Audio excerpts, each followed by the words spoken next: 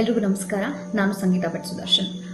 Fire film industry for rights and equality ಕಡೆಯಿಂದ CM ಅವರಿಗೆ ಒಂದು ಮನವಿನ ನಾವಿವತ್ತು ತಲುಪಿಸಿದ್ದೀವಿ. ಇದರಲ್ಲಿ ಹಲವಾರು ನಮ್ಮ ಇಂಡಸ್ಟ್ರಿ, ಸಿನಿಮಾ ಇಂಡಸ್ಟ್ರಿಯಲ್ಲಿ ಇರುವಂತಹ ಹಲವಾರು ನಟರು, ಟೆಕ್ನಿಷಿಯನ್ಸ್, ಪತ್ರಕರ್ತರು, ಬರಹಗಾರರು, ಸುಮಾರು ಜನರ ಸಹಿ ಸಹ ಇದರಲ್ಲಿ ಇರುತ್ತೆ. ಇದನ್ನ ನಾವು ಯಾಕೆ ಅವ್ರಿಗೆ ತಲುಪಿಸ್ತಾ ಇದೀವಿ ಅಂದ್ರೆ, ಇತ್ತೀಚೆಗೆ ನೀವೆಲ್ಲರೂ ಕೇಳಿರೋ ಹಾಗೆ ಜಸ್ಟಿಸ್ ಹೇಮಾ ಕಮಿಟಿ ರಿಪೋರ್ಟ್ ಹೊರಗಡೆ ಬಂತು ಮಲಯಾಳಂ ಇಂಡಸ್ಟ್ರಿಯಲ್ಲಿ. ಅದಕ್ಕೋಸ್ಕರ ಇದನ್ನ ಮಾಡ್ತಿದೀವಿ ಅಂತಲ್ಲ, ಹಲವಾರು ವರ್ಷಗಳ ಹಿಂದೆ ಕನ್ನಡ ಇಂಡಸ್ಟ್ರಿಯಲ್ಲೂ ಸಹ ಮೀಟು ವಿಷಯದಲ್ಲಿ ಸುಮಾರು ಜನ ತಮ್ಗಾದಂತ ಸೆಕ್ಷುವಲ್ ಹರಾಸ್ಮೆಂಟ್ಸ್ ಆಗಿರ್ಬೋದು, ಅಥವಾ ಅವ್ರಿಗಾದಂತ ಒಂದು ಡಿಸ್ಕಂಫರ್ಟ್, ಇಂಡಸ್ಟ್ರಿಲಿ ಸೇಫ್ಟಿ ಇಲ್ದೇ ಇರುವಂತ ವಿಷಯಗಳು, ಇದೆಲ್ಲ ಹೊರಗಡೆ ಬಂತು.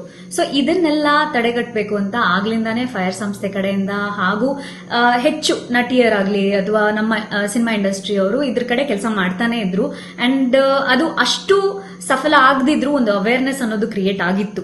ಬಟ್ ಈಗ ಜಸ್ಟಿಸ್ ಹೇಮಾ ಕಮಿಟಿ ರಿಪೋರ್ಟ್ ಬಂದ ನಂತರ ನಮಗೂ ಒಂದು, ನಮ್ಮ ಕನ್ನಡ ಇಂಡಸ್ಟ್ರಿಗೂ ಒಂದು, ನಮ್ಮ ಒಂದು ರಕ್ಷಣೆಗೋಸ್ಕರ ಅಥವಾ ನಮ್ಮ ಹೆಣ್ಣು ಮಕ್ಕಳಿಗೆ ಅಥವಾ ಗಂಡು ಮಕ್ಕಳಿಗೆ, ಹೆಣ್ಮಕ್ಳಿಗೆ ಮಾತ್ರ ಅಂತ ಅಲ್ಲ ಇಲ್ಲಿ ಸೇಫ್ಟಿ ಇಲ್ಲದೆ ಇರೋದು, ಪ್ರತಿಯೊಬ್ಬರಿಗೂ ಒಂದು ಸೇಫ್ ವರ್ಕ್ ಎನ್ವೈರನ್ಮೆಂಟ್ ಅನ್ನೋದು ಒಂದು ಕ್ರಿಯೇಟ್ ಆಗಬೇಕು ಅನ್ನೋದು ನಮ್ಮ ಮೊದಲನೇ ಒಪಿನಿಯನ್, ನಮ್ಮ ಮೊದಲನೇ ಉದ್ದೇಶ.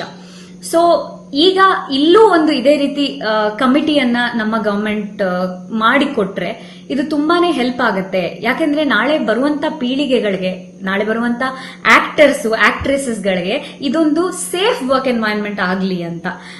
ಮತ್ತೆ ಇರುವಂತ ಇನ್ಇಕ್ವಾಲಿಟಿ ಬಗ್ಗೆನೂ ನಾನು ಹೇಳಕ್ ಇಷ್ಟಪಡ್ತೀನಿ. ಈಗ ಹೊಸದಾಗಿ ಬಂದಿರೋರಿಗೆ ಸಂಭಾವನೆ ಕೊಡದೇ ಇರೋದು, ಅಥವಾ ತುಂಬಾ ಕೆಲಸ ಮಾಡಿರುವಂತವ್ರಿಗೂ, ತುಂಬಾ ಎಕ್ಸ್ಪೀರಿಯನ್ಸ್ ಇರುವಂತವ್ರಿಗೂ ಇಲ್ಲ ಸಂಭಾವನೆ ಕೊಡಕ್ ಆಗಲ್ಲ ಅಥವಾ ಕೊಡದೇ ಇರುವಂತದ್ದು, ಈ ರೀತಿ ವಿಷಯಗಳಿಗೂ ಒಂದು ಸ್ವಲ್ಪ ಗಮನ ಹರಿಸಲಿ ಅನ್ನೋದು ನನ್ನ ಒಪಿನಿಯನ್. ನಮ್ಮ ಕನ್ನಡ ಇಂಡಸ್ಟ್ರಿಯಲ್ಲಿ ಸೇಫ್ಟಿ ಮೇನ್ ತುಂಬಾನೇ ಮುಖ್ಯವಾದಂತಹ ಒಂದು ವಿಷಯ ನಾವು ನೋಡ್ಕೊಳ್ಬೇಕಾದದ್ದು. ಇದನ್ನ ನಾವು ಹೇಗೆ ಅಪ್ರೋಚ್ ಮಾಡಬಹುದು ಅಂತ ನನ್ನ ಅನಿಸಿಕೆ. ಅಂದ್ರೆ ಈಗ ಇದ್ರ ಬಗ್ಗೆ ನಾವು ಜನರಿಗೆ ನಾಲೆಡ್ಜ್ ಕೊಡ್ಬೇಕಾಗತ್ತೆ. ಇದ್ರ ಬಗ್ಗೆ ಹೇಗೆ ನಾವು ಇದನ್ನ ಟ್ಯಾಕಲ್ ಮಾಡಬಹುದು, ಈ ರೀತಿ ಒಂದು ನಾನೊಬ್ಬ ಹೆಣ್ಣಾಗಿ, ನಾನೊಬ್ಬ ನಟಿಯಾಗಿ ನನಗೇನಾದ್ರೂ ತೊಂದರೆ ಆಯ್ತಂದ್ರೆ ನಾನು ಹೇಗೆ ಅದನ್ನ ಟ್ಯಾಕಲ್ ಮಾಡಬಹುದು ಅನ್ನೋ ಒಂದು ಕೆಲವೊಂದು ಅವೇರ್ನೆಸ್ ವರ್ಕ್ಶಾಪ್ಸ್ ಈ ರೀತಿ ಎಲ್ಲ ಮಾಡಿದ್ರೆ ತುಂಬಾ ಹೆಲ್ಪ್ ಆಗುತ್ತೆ. ಯಾಕೆಂದ್ರೆ ಈಗ ನಮ್ಮ ಇಂಡಸ್ಟ್ರಿಗಳಲ್ಲಿ, ನಮ್ಮ ಸಿನಿಮಾ ಇಂಡಸ್ಟ್ರಿಗಳಲ್ಲಿ ಕಂಪನೀಸ್ ತರ, ಕಾರ್ಪೊರೇಟ್ ಕಂಪನೀಸ್ ತರ ಒಂದು ಆರ್ಗನೈಸ್ ಸ್ಟ್ರಕ್ಚರ್ ಇಲ್ಲ.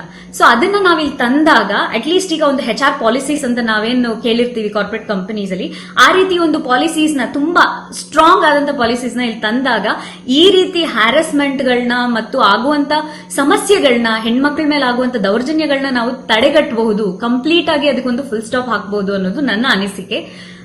ಇದನ್ನ ಹೇಳಿ ನಾನು ಇದನ್ನ ಇಲ್ಲಿ ಮುಕ್ತಾಯ ಮಾಡ್ತೀನಿ.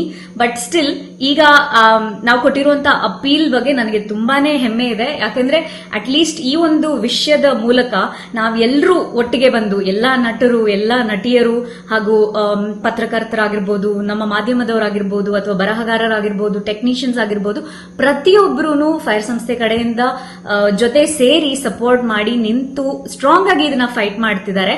ಸೊ ಅದಕ್ಕೆ ನನಗೆ ತುಂಬಾನೇ ಹೆಮ್ಮೆ ಇದೆ.